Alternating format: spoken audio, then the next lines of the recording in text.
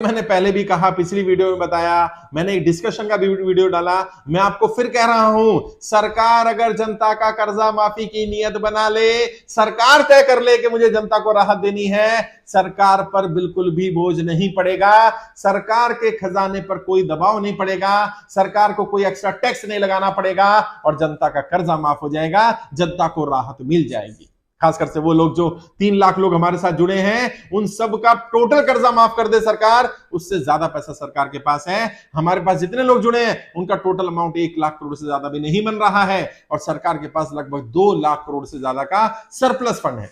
ऐसा अमाउंट है। सरकार ने कहा, आरबीआई ने कहा, हमारे पास अनक्लेम्ड अमाउंट है। बहुत सारी इंश्योरेंस कंपनीज है, एलआईसी हुई, बाकी कंपनी, उनके ऊपर अनक्लेम्ड अमाउंट है। पहले पॉलिसीज होती थी ना, ऑफलाइन होता था, व्यक्ति ने पॉलिसी कराई, पेपर खो गए, वो क्लेम करने नहीं गया। अच्छा, व्यक्ति एक्सपायर कर गया, परिवार वालों को पता नहीं था पॉलिसी है उसकी, वो लोग गए नहीं, 10-10, 15-15, 20-20 साल से वो अकाउंट चल रहे हैं, लेकिन उनको कोई क्लेम करने वाला नहीं है। ऐसा टोटल अमाउंट 2018 तक ये अमाउंट लगभग 1,30,000 करोड़ था, 2020 में आकर के अमाउंट लगभग 1.5 लाख करोड़ हो गया और अभी वर्तमान में इसका अमाउंट लगभग 2 लाख करोड़ है। अगर सरकार की नीयत सही हो, सरकार के ऊपर 1 रुपए का भी बोझ नहीं पड़ेगा और जनता का सारा बोझ उतर जाएगा। सरकार माई बाप होती है, सरकार से मांग करिए। और वो लोग जो कहते थे कि पैसा कहां से आएगा, अब आपके पास सोल्यूशन है। मेरे पास ये रणनीति थी, मैं पहले भी दे सकता था, लेकिन मैं चाहता था कि सरकार अपने स्तर पर काम करे।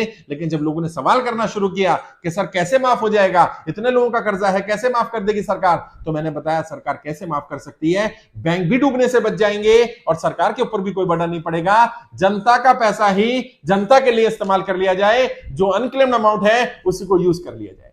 और दूसरा काम क्या कर सकती है सरकार, दूसरा स्टेप उठा सकती है, एक फंड बना दे।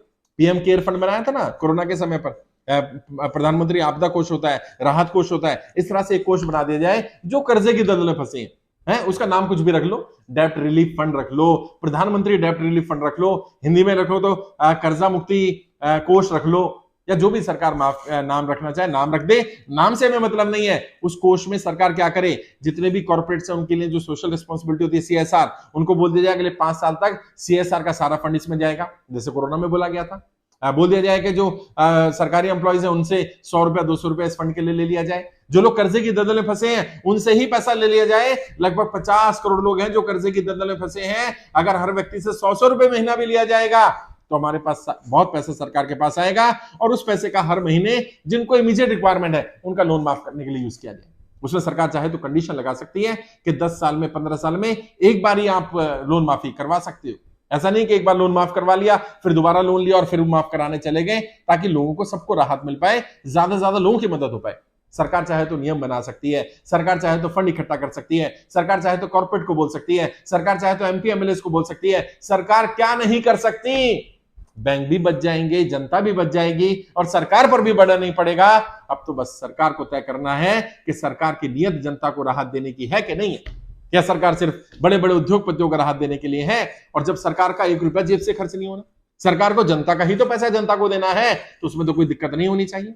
आप भी आवाज उठाइए, ज्यादा ज्यादा शेयर करिए इसको, ताकि सरकार में बैठे लोगों तक पहुंच पाए कि सरकार के ऊपर बर्डन नहीं पड़ेगा, जनता कर्जा मुक्त हो जाएगी। सरकार इस पर ध्यान दे, सरकार जल्दी निर्णय ले, क्योंकि मैंने बार बार कहा है, या तो वर्तमान सरकार से कर्जा माफ कराएंगे या ऐसी सरकार लेकर के आएंगे जो जनता का कर्जा माफ करे। और जो लोग कहते थे कहां से माफ होगा, आज मैंने रणनीति बता दी कैसे माफ होगा।